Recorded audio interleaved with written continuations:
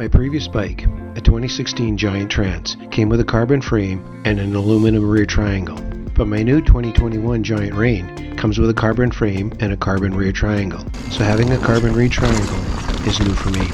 Unfortunately, while out riding recently, the rear triangle cracked. And it cracked while I was riding along a very typical mountain biking trail.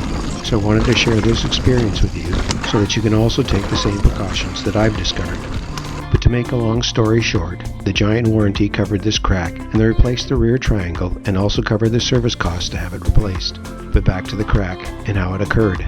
Years ago I suffered a torn anterior cruciate ligament in my right knee and had it repaired through extensive knee surgery. My right foot has now become duck-footed, where my toes point outward and my heel inward. So when I pedal my bike, this causes the heel in my right foot to slightly rub on the cross members of the rear triangle as I point out here. But the rubbing is so slight, I've never noticed this before. It's also interesting to note there appears to be very little wear on the left side of the bike. That is, the wear appears to be only due to the inward pointing heel on my right foot. And looking at my old Giant Trance rear triangle, I also notice a similar rub. So this has been occurring for a while now. But my Trance is a metal rear triangle, and so over the 5 years of riding this bike, the rubbing didn't cause any failure. However, I've only owned my new Giant Rain for about 8 months, so this wearing occurred very rapidly.